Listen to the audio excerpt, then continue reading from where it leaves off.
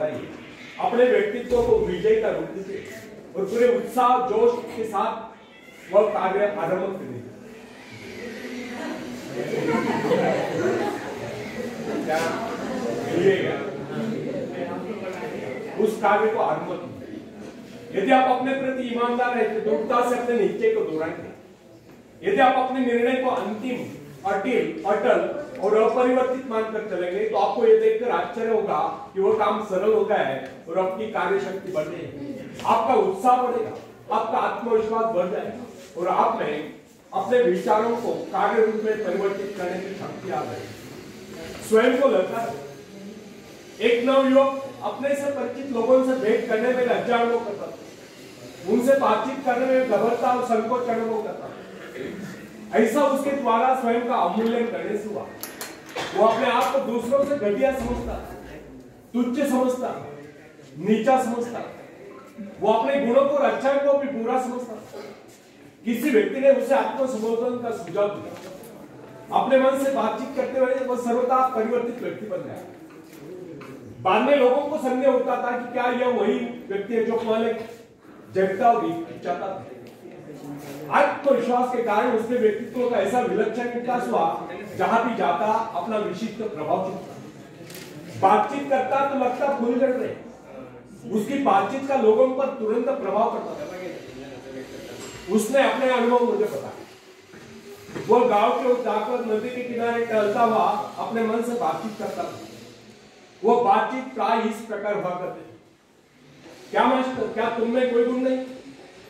यदि कोई गुण है तुमसे ढूंढो, मूर्ख मत बनो। तुम भी वैसे ही श्रेष्ठ व्यक्ति हो जैसे कि कोई अन्य। अपना मस्तक ऊंचा उठाओ, मनुष्य बनो। दूसरों से बातचीत और व्यवहार करने में डरना और संकोच करना छोड़ो। लोगों के पास जाओ, उनसे बातचीत करो। तुम अपने को घटिया मत समझो, खुश रहो। तुम तो ईश्वर की संतान हो। इस दुनिया में तुम्हारा भी उतना ही अधिकार है जितना किसी बड़े से बड़े व्यक्ति का। इस प्रकार जब उसकी आत्मा ने उसे झिंझोड़ा तो उस युवक ने अपने गुणों पर विचार किया। वो अपने गुणों को प्रकट करने लगा। इसका ऐसा परिणाम हुआ कि लोग उसे प्रशंसा की दृष्टि से देखने लगे। वो एकांत में जाकर अपने से बातें करता, वाह मास्टर, तुमने तो कमाल कर दिया। यह तो बहुत ही गौरव की बात है। इससे प्रकट होता है कि तुम वाकई योग्य व्यक्ति हो। हर बार इसी तरह आगे बढ़कर अपने व्यक्तित्व का विकास करो, विस्तार करो। लोग तुम्हारी प्रशंसा करते हैं, तुम संसार में कुछ बन सकते हैं। दब्बो और लज्जाशील व्यक्ति के लिए अपने मन से बातचीत करने से बढ़कर अन्य कोई उपचार नहीं। यदि आपका आत्मविश्वास कम हो गया है और आप आत्मनिर्भर बनना चाहते हैं तो एकांत में जाकर अपने मन से बातें कीजिए। लघुता समाप्त होगी, लेकिन कब? जब मनुष्य को अपने महत्व का अनुभव हो जाता है, उसे इस बात का भान हो जाता है कि उसमें दिव्य गुण है, तो लघुता स्वयं समाप्त हो जाए। उस समय वो दीनहीन नहीं रहता। जिसे अपने कार्य करने की शक्ति का बोध हो जाता है, वो भला भूल में क्यों पड़ा है। आप जिन पदार्थों को प्राप्त करना चाहते हैं, उन्हें प्राप्त करने का, उन्हें वश में करने का प्रण कीजिए। आप जिन गुणों को प्राप्त करना चाहते हैं, उन्हें प्राप्त करने का दृढ़ संकल्प कीजिए। अपने मन की सारी शक्तियों को अपने उद्देश्य को लगा दीजिए। मन की तुच्छ इच्छाओं को दूर हटाकर अपने संपूर्ण विचारों को अपने लक्ष्य पर केंद्रित कीजिए। यदि आप ऐसा करेंगे तो निश्चित जाने कि आपकी मनोकामनाएं अवश्य पूरी होगी। आखिर आप ऐसा क्यों सोचते कि संसार रहने करें?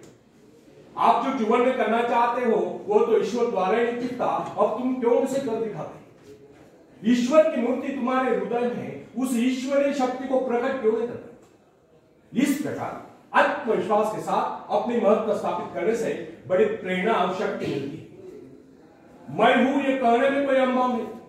ऐसा कहते हुए आप इस शरीर की महत्ता को नहीं बताते, बल्कि अपने अस्तित्व को परम पिता से जोड़ देते हो।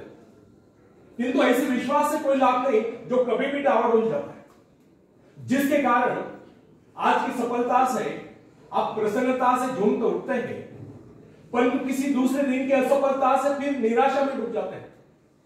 इस प्रकार का डावाडोल विश्वास आपको सफलता की ओर नहीं ले जा सकता। फ्रेंड्स, भय और संदेह की निराशापूर्ण विचार जीवन में जहर का काम करते हैं। वे जीवन की सजीवता, शक्ति, उत्साह सब कुछ नष्ट करते हैं। अतः सदा उन्हीं विचारों को मन में स्थान दें जो आपकी महत्वाकांक्षा और विश्वास के मित्र, शत्रु नहीं, ताकि उनके सहयोग से आप अपने सपनों को साकार कर सकें।